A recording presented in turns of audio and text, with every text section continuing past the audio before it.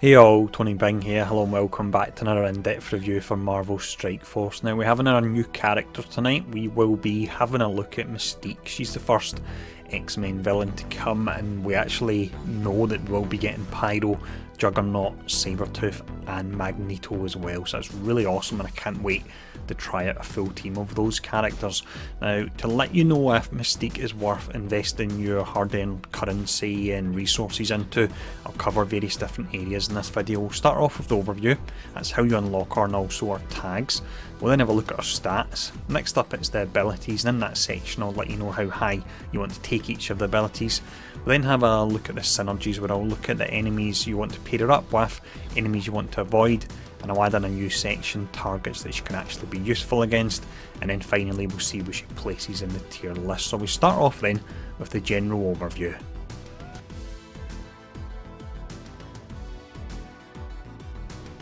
Mystique then is a controller class, and it seems like the type of enemy she's there to control are ones that will stealth themselves up, so that'll be really interesting when it comes to the likes of Black Widow and of course Hand Sentry as well. Now when we look at our tags, it's Villain, Global, Mutant, Controller.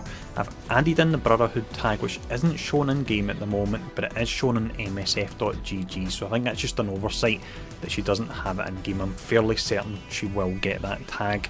In regards to farming her, once she becomes available in the next few days, it will be through Villains node 5.6, and what I'll look to do if anyone is having trouble passing that node, I'll look to do a guide for it as well. But we can actually farm her through story mode, so that's a nice change there, especially for a new character. Now, with that covered, let's have a look at her stats.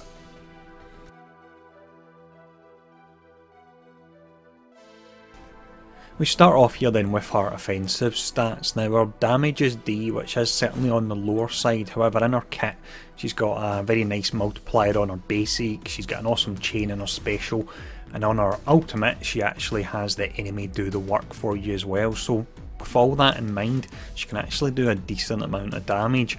Now her speed is up at A, that's 120, which is awesome and puts her in the top 5 in the game at the moment. Her focus is D. Now she's not applying any kind of debuffs, but I've done a fair bit of testing to find out if focus actually affects her ability to steal buffs.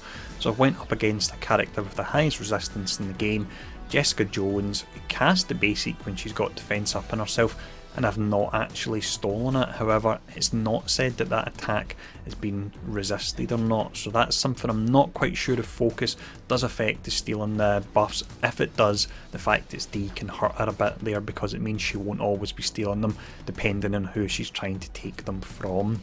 Now next up anyway, we'll have a look at the defensive stats. Defensive wise, she actually does really good for a controller class. Her health is way up at A, it's in the region of 80,000, which is really pretty nice. Her armour is on the lower side, that's at E, that'll be to offset the high health, and then her resistance is middle of the road at C, so that's not too bad. It's not the highest, but it's also not the lowest there. Also as part of her kit, she does have stealth, evades, and then she's got bleed resistance as well, something that they need to add to Luke Cage if they're going to add it to a character like Mystique, but she's got that in her kit, so that is nice there. So defensive wise, she actually does really not bad. Now what we'll do with the stats covered, we'll have a look at her abilities.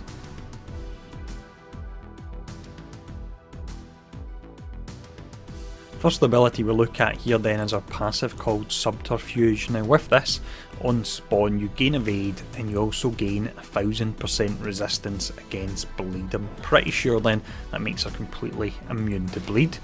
Also with this we start to see the introduction of Magneto into our kit, and he looks to be exceptionally important. So with this, on Magneto's turn you prolong all positive effects on self and Magneto by a duration of 1 up to a maximum of 3, so that's really pretty interesting there.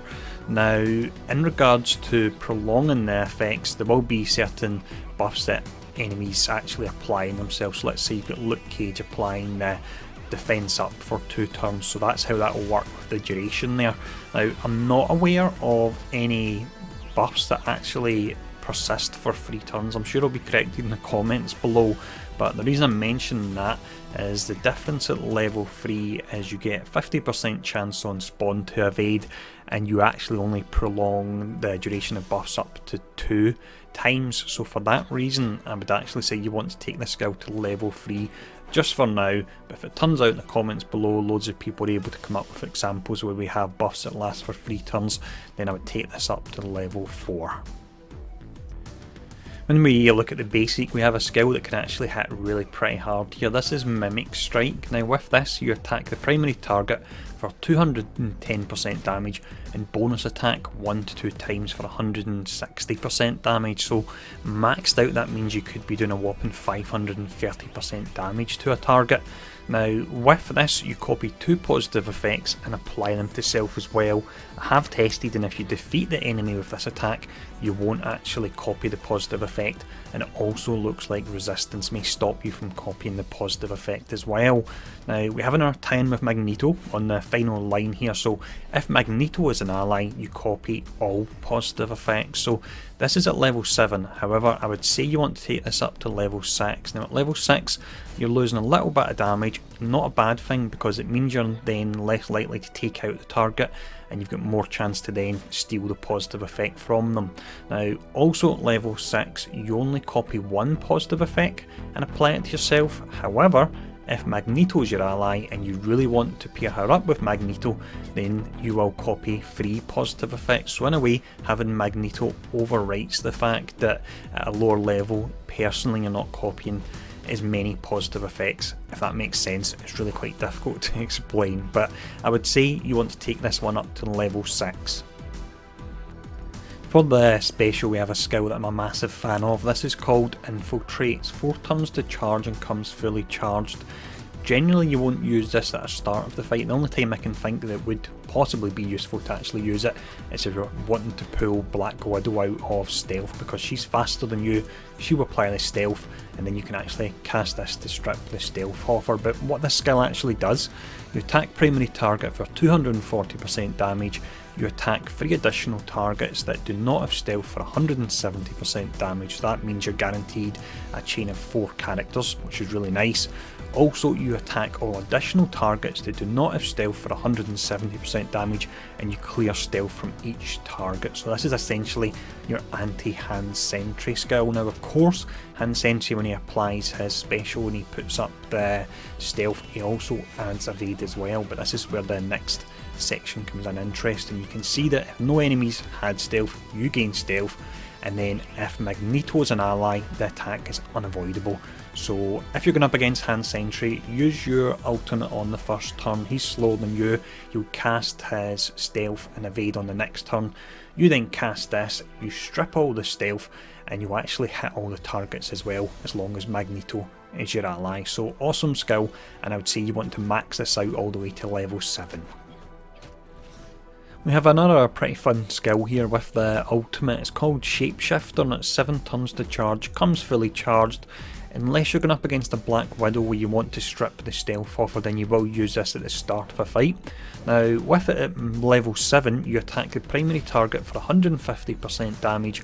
You trick 1 random enemy to attack the primary target. So the primary target is the one that you started your attack off on, so you're doing damage, the enemy's then doing damage, and the tricked enemy that's doing the damage gains a whopping 200% damage for this attack, and you also gain evade. Now this can be exceptionally powerful, but there is an element of RNG in it. You could get a character that maybe doesn't do a great amount of damage as the one that's tricked and does the damage. However, on certain modes that come out, if you can whittle the characters down and make it less chance there's, let's just say, a support class or a controller class in there that's not doing a lot of damage, and you have a boss, you could have them wiping out another character. So that could be really nice, but there is an element of RNG involved in this. Now I would say take this one up to level 6, because at level 6 you gain the 100% chance to add evade when you actually use it. If you've got the materials and you're running a Brotherhood team, then by all means take it up to 7, but personally I would keep this at level 6. Now with all the abilities covered, let's have a look at the synergies.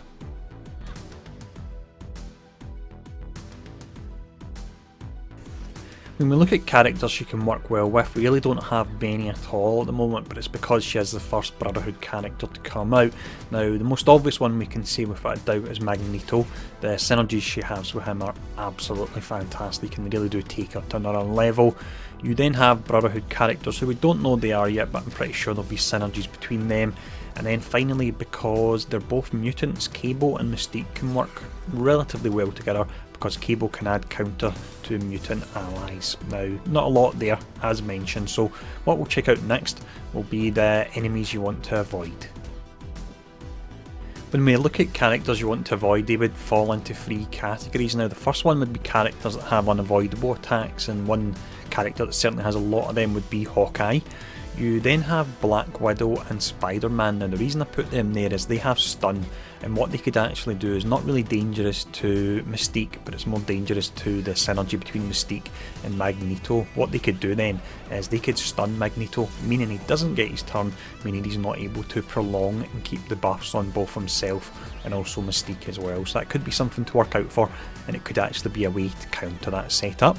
You then have characters that are able to flip buffs. So you've got Venom, probably is the most obvious example, and then you've also got Doctor Strange as well there. Now what we'll do, this is now a new section, and it's where we actually look at the targets that you want to try and go up against. Mystique then is essentially your anti-stealth character, and a lot of powerful characters in the game actually use stealth, so it's really going to be interesting to see if at all she shakes things up. Now you've got Hand Sentry. As mentioned, you need to pair her up with Magneto in order that you can actually work your way through the evade and the stealth, so that's something to bear in mind. You've then got Black Widow as well, so you can strip the stealth from her on that first turn. Other characters that have a combination of stealth and evade would be Loki, he gets that through his summons. You then got Elektra with her stealth, which you can strip.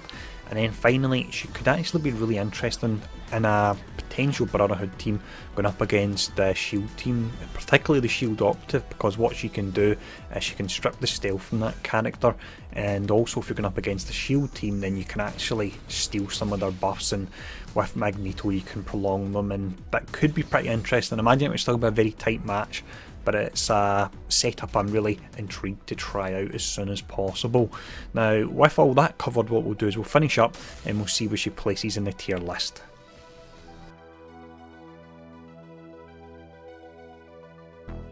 As always then, what we'll do here before we actually place the character is I'll give a quick summary and run over the pros and cons of Mystique.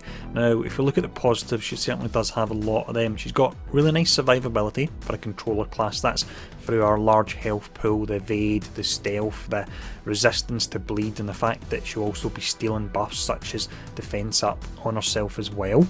You then have the awesome Magneto synergies. They really are amazing, and I can't wait for him to come out. You've then got the really nice special skill, which is your anti-Hand Sentry and Black Widow move. So we have a character that can counter them at last, because Wasp, although it looked like she was going to be the character, she did fall short there. You've then got the really nice damage you're doing on the basic, over 500% damage.